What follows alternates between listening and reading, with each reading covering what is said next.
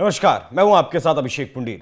जाति है कि जाति नहीं, लोकसभा चुनाव के दौरान जिस तरीके से जातीय जनगणना का मुद्दा उठाया गया वो अब एक बार फिर से बीजेपी के गले की फांस बन चुका है, क्योंकि कांग्रेस पार्टी के साथ साथ पूरा विपक्ष इस मुद्दे पर मुखर है कि जातीय जनगणना इस देश में होनी चाहिए। राहुल गांधी खुलकर कहते हैं कि जिसकी जितनी हिस्सेदारी उसकी उतनी भागीदारी, लेकिन ये जुमला सिर्फ कहने में बहुत आसान है, अगर इसे लागू करने की बात आए जिसकी हिस्सेदारी उसकी उतनी भागीदारी, तब इस देश में वाकई में बवाल मच सकता है। बीजेपी के जो साथी दल हैं, एनडीए के जो साथी दल हैं, कहीं वो भी जातीय जनगणना की मांग कर चुके हैं, इस मांग का समर्थन कर चुके हैं। वो नीतीश कुमार हो, चंद्रबाबू नायडू हो या फिर चिराग पासवान हो। चिराग पासवान के साथ दिल्ली की तल्खी भी देखने को मिली। लेकिन इसी बीच आरएसएस की 3 दिवसीय एक मीटिंग हुई केरल के पलक्कड़म में, जहां से कुछ खबरें निकलकर सामने आई। तमाम के आरएसएस की मीटिंग में राहुल गांधी का जिक्र हुआ, क्यों हुआ, इसको लेकर अब आरएसएस ने अपना रुख साफ कर दिया है और ये कहा है आरएसएस का जो स्टैंड है अब जातीय जनगणना पर वो क्लियर हो गया है। आरएसएस अब जातीय जनगणना के मुद्दे पर साथ खड़ा दिख रहा है।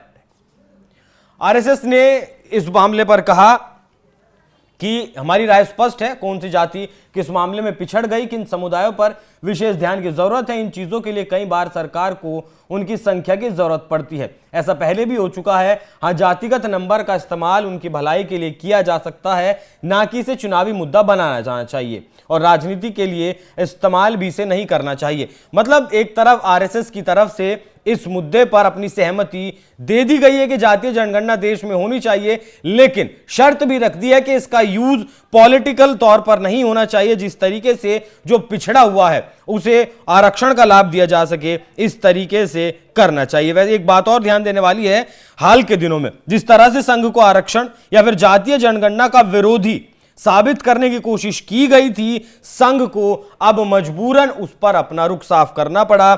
हालांकि संघ को आपने देखा होगा कि जाति का संघ कभी भेद नहीं करता, जातीय आधार पर ना वो भेदभाव करता है, ना वो ऐसी राजनीति करता है। लेकिन जिस तरीके से जातीय जनगणना करने की बात कही, उससे यह साफ है कि राजनीतिक दबाव कहीं ना कहीं बीजेपी के साथ साथ आरएसएस के ऊपर भी है और इसीलिए आरएसएस को इस लाइन पर आना पड़ा, जो लाइन आरएसएस की कभी थी नहीं।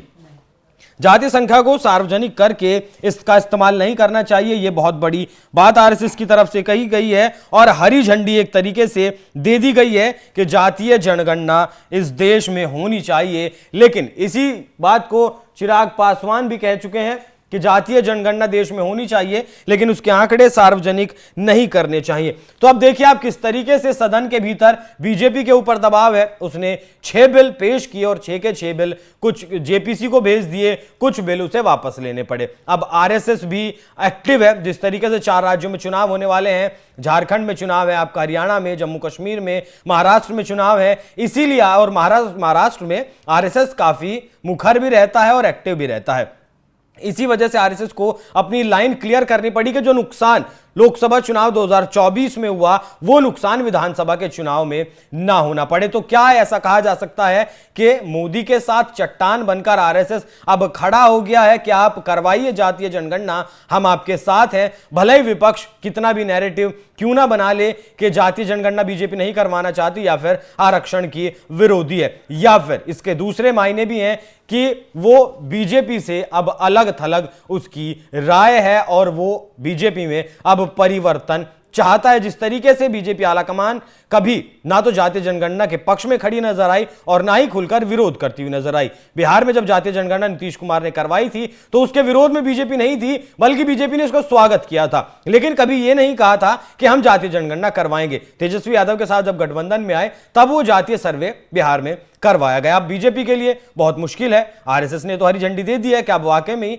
जातीय जनगणना करवाई जाएगी, और अगर जातीय जनगणना करवाई जाती है तो फिर ऐसा कैसे पॉसिबल है, ऐसा कैसे संभव है कि उसके आंकड़े सार्वजनिक ना किए जाएं। हालांकि 2011 में कांग्रेस पार्टी ऐसा कर चुकी है, माफ कीजिएगा, उसने सेंसस करवाया था, लेकिन उसके आंकड़े उसने सार्वजनिक नहीं किए थे। तो अब देखना बेहद ही दिलचस्प होगा कि आरएसएस की हरी झंडी के बाद क्या राहुल गांधी से वो सबसे बड़ा मुद्दा आरएसएस ने छीन लिया है जिस पर अक्सर राहुल गांधी राजनीति करते हैं, जाति जनगणना जाति जनगणना जाति जनगणना का राग राहुल गांधी अक्सर अलापते हैं, तो क्या मोदी के लिए आरएसएस ने यह मुद्दा राहुल गांधी से छीन लिया है? इसका आने वाले वक्त में ही क्या असर होगा और क्या बदलाव इससे देखने को मिलेंगे, रिजल्ट क्या निकलेगा, वो सारी चीजें अब देखनी होगी। बाकी इस पूरी खबर पर क्या कुछ आपकी राय, कमेंट कर हमें जरूर बताएं। नमस्कार।